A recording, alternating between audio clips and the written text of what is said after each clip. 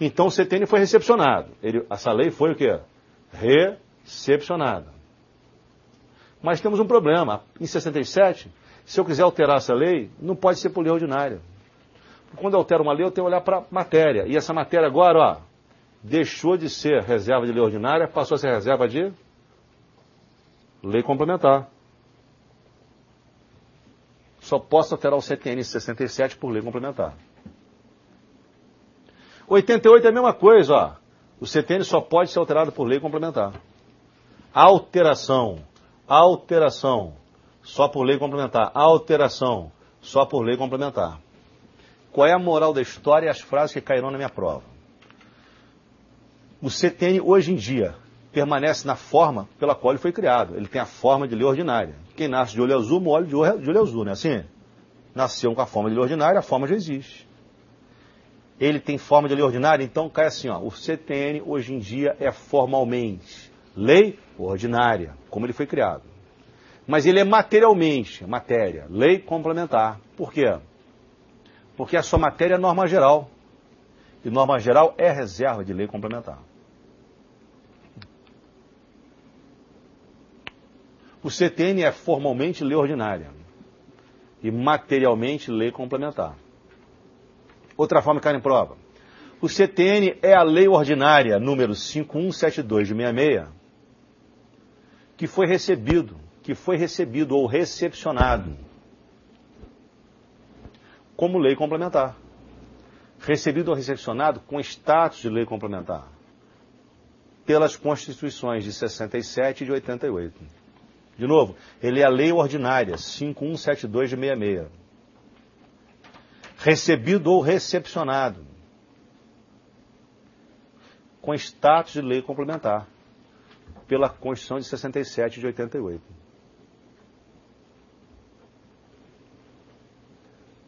A ESAF sempre colocava em provinha assim, recepcionado com status de lei complementar, recepcionado com status de lei complementar. Ano de 1996, dando aula eu no pré-concurso Rio de Janeiro, né, 96, há bom tempo já. Aí eu coloquei assim no simulado do curso, assim, faltavam duas semanas para a prova da Receita.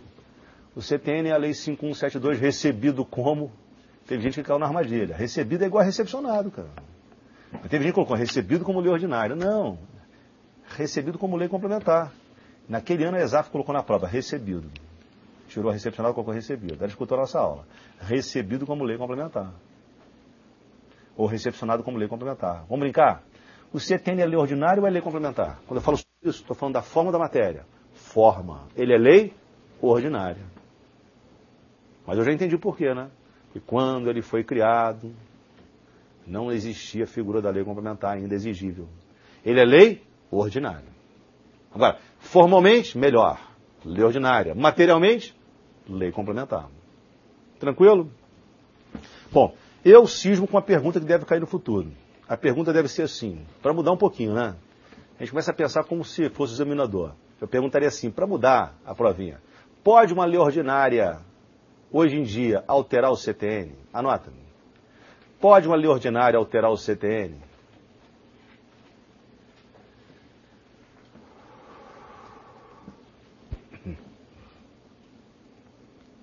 Pode uma lei ordinária alterar o CTN? Interrogação. Letra A, sim. Letra B, não. Pô, Lugum, não é prova discursiva, não. É prova objetiva. O que você acha, sim ou não? Não. Por quê? Porque se dentro do CTN tem norma geral, ele só pode ser alterado por lei complementar. A resposta é não. Aí o aluno passa no concurso. Vai fazer mestrado e logo em seguida doutorado. Encontra com a gente no corredor do Ministério e fala assim, professor, agora colega, eu fiz curso de doutorado e descobri um artigo dentro do CTN, eu provo para você que não é norma geral. Pô, cara, você conseguiu descobrir? Parabéns. Mas não conta para aluno nenhum, você não vai reprovar o aluno. Então, se você descobrir algum dia um artigo lá dentro que não é norma geral, então dispensa a lei complementar. É isso. Aquele artigo dentro do CTN que não venha a ser norma geral, poderá ser reserva de lei ordinária. Deu para entender?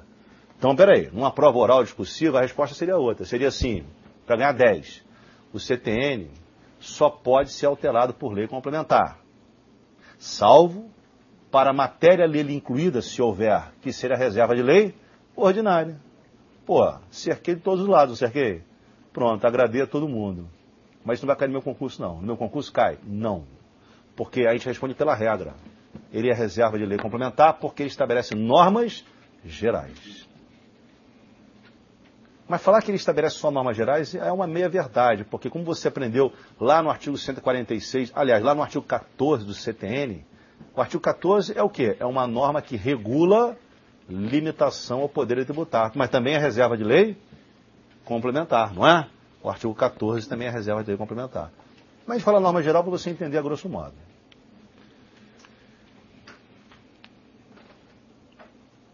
Muito bem. A lei complementar também tem outras funções, além dessa função tríplice. Lei complementar também serve para criar tributos. Você sabe que quando eu vou instituir um tributo, vou criar um tributo, é por lei. Qual é a lei que eu uso para criar um tributo? Lei ordinária ou lei complementar? Aula do futuro. Mas por enquanto eu já aprendi o seguinte, tem um tributo que eu já aprendi, que é por lei complementar, que é o empréstimo compulsório. Só esse, hein? Aliás, eu aprendi uma outra contribuição que eu não entendi nada por enquanto.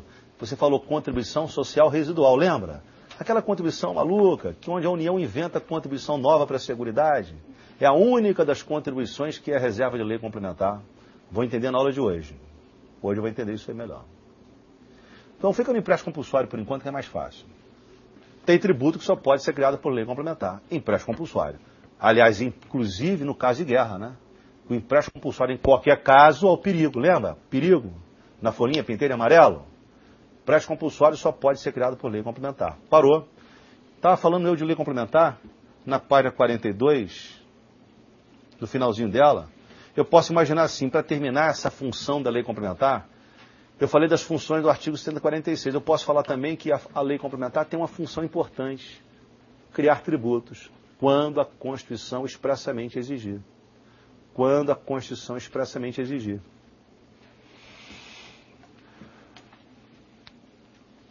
Deixa para o futuro a gente fazer uma varredura nesse assunto. Porque a gente vai fechar esse assunto depois com calma. Quais são os tributos que são reserva de lei complementar e tudo mais. Lei complementar é uma matéria extensa que merece um pouco de mais cuidado. Mas eu quero lembrar um detalhe. Lembra da COFINS? A COFINS foi criada por lei complementar, mas não precisava, lembra? Porque a COFINS, vê se você lembra disso aqui, ó. Aqui, ó, vem para cá. A COFINS, artigo 95, inciso 1, a linha B. A COFINS, a lei está aqui. Apesar da lei ter forma de lei complementar, a matéria dela, COFINS, era matéria reservada à lei o quê? Ordinária. Poderia ter sido criado por lei ordinária? Poderia. Mas quem pode o mais, quem pode fazer por lei complementar, pode fazer aquilo que também exige lei ordinária, não pode? Então quem pode o mais, pode o menos. A União quis fazer por lei complementar, ficou por isso mesmo. Quando um assunto é reserva de lei ordinária, eu posso tratá-lo por lei complementar. Visão do Supremo. Visão do Supremo. Não quero entrar no STJ, não. Mas se eu quiser alterar a lei da COFINS, eu posso alterar essa lei por lei o quê? Ordinária. Quando eu altero uma lei, eu olho para a forma ou para a matéria? Para a matéria. É diferente do CTN, né? É o inverso. Quero publicar uma lei alterando a COFINS. Mesmo ela sendo criada por lei complementar, ela é alterável por lei ordinária.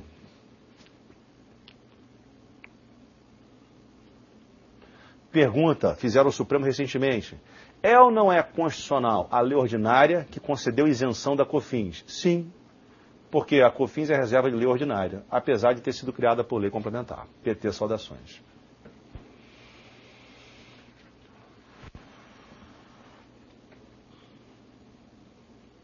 Bom, tarefa da lei ordinária, vamos aprender no futuro. Lei ordinária, segunda folhinha, página 42... Lei ordinária faz tudo aquilo que exige a lei, não aprendi ainda, vou aprender com calma, e não ser expressamente exigido lei complementar. É matéria de exclusão, tá? E os atos infralegais mencionados na página 42? Atos infralegais.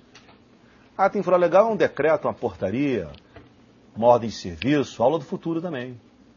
Competência concorrente, está no artigo 24 da Constituição. Também chamada competência para estabelecer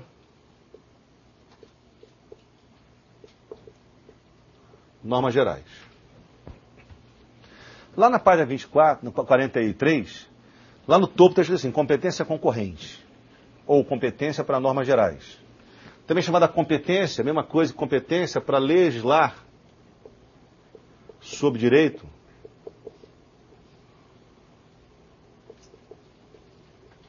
tributário.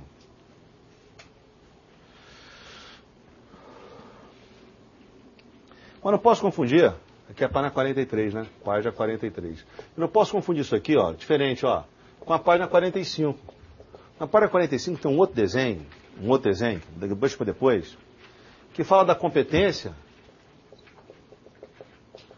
para legislar sobre tributo. O que é competência para legislar sobre tributo? É competência para criar tributos. Então, eu já aprendi que uma coisa é a entidade instituir o tributo. Outra coisa é a criação de uma norma geral. Você sabe que a lei que cria tributo tem que obedecer à lei que cria o quê? Norma geral. Vamos aprender então como é que funciona o exercício de cada uma delas. Não está escrito na página 45? Competência para legislar sobre tributo, em negrito, não está lá em cima, no final do primeiro parágrafo? Final do primeiro parágrafo, não é? Legal.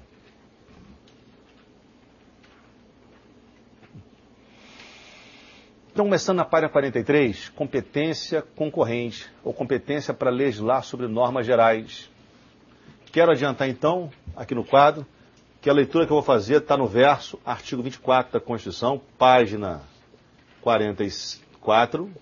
Eu vou ter que virar a folhinha toda hora, ir e voltar. E vou adiantando que a competência concorrente, ela é exercida pela União, pelo Estado e pelo Distrito Federal. Puxa, Lugon, então você tinha contado para a gente, tinha avisado a gente que quem criava a norma geral era a União e agora você mudou o assunto. Você falou que o Estado também cria. É verdade. Quando eu falei para você, compete a lei complementar federal definir e estabelecer normas gerais, é porque essa frase cai em prova sim. Porque é a primazia da União. Portanto, está correta aquela frase, a primazia da União. Cabe a lei complementar federal. Por exemplo, quem é que estabelece norma geral de ICMS? Lei complementar federal. Não é Estado, não. É federal, porque é a primazia da União. Quero dizer o seguinte, ó, a primazia da norma geral é da União. E diga-se passagem,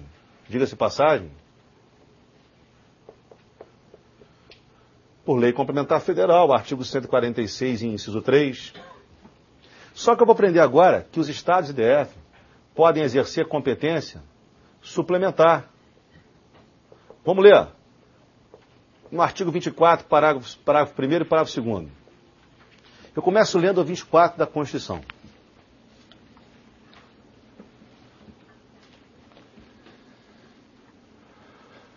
Então diz o artigo 24 assim, ó. Tem que ler, tá, pessoal? Quando eu escrevo aqui no quadro, ó, eu escrevo, na verdade, eu não tinha que estar escrevendo não, porque está na folhinha, é para ganhar tempo. Eu escrevo muito mal. Tem que melhorar isso aqui. Suplementar. Diz o artigo 24 da Constituição. A União, craseado, né? Aos Estados e ao Distrito Federal compete legislar concorrentemente sobre, inciso 1, direito tributário. Pelo amor de Deus. Legislar sobre direito tributário significa o quê? Olha o parágrafo 1º. Em matéria de competência concorrente, a competência da União se limita a estabelecer normas gerais. Eu não estou falando de criar tributo, não. Estou falando de criar norma geral. PT, saudações. Deixa a criação de tributo para outra oportunidade. Daqui a pouco eu falo sobre isso. Então, por exemplo, a União criou o Código Tributário Nacional. Ela exerceu competência concorrente, mas não está entendendo a expressão concorrente. É concorrente, sabe por quê? Olha o parágrafo 2º. A competência da União para estabelecer normas gerais não exclui A competência suplementar dos estados. Como assim? Não entendi. Ó, pensa no ICMS. Quem é que traça a norma geral de ICMS com primazia? União. União, mediante lei complementar federal. Mas pode o Estado-membro acrescentar em relação à norma geral criada pela União? Acrescentar normas gerais do seu interesse? Pode. Lógico que pode. Ele pode completar ou suplementar, mas não criar em primazia. Então, a brincadeira é a seguinte. Quando eu disse para você que compete à lei complementar federal definir normas gerais em matéria tributária, verdadeira essa frase, é porque a primazia é da União. Se você falar compete à lei estadual, é falso, porque a primazia não é do Estado. Mas isso não quer dizer que o Estado não possa participar desse jogo, exercendo competência suplementar ou complementar. Pergunta número 1. A competência concorrente é exercida por quem? União, Estado e Distrito Federal. O município está fora. O município está fora, eu falo já sobre isso. É exercido por quem? União, Estado e DF. Pergunta 2. A competência concorrente é exercida pela União de que forma? A União apenas estabelece normas gerais. E diga-se passagem, por lei complementar federal. Isso que eu estou lendo é o 24, parágrafo 1º. Eu estou focalizando no seu desenho da página 41, 43. Estou focalizando o retângulo do lado esquerdo, né? É o retângulo do lado esquerdo. Onde você tem essa união, estabelece normas gerais, lado esquerdo do seu desenho. Vou aproveitar dentro desse retângulo, lado esquerdo, onde está escrito união, eu vou escrever Lei Complementar Federal. Artigo 146, inciso 3.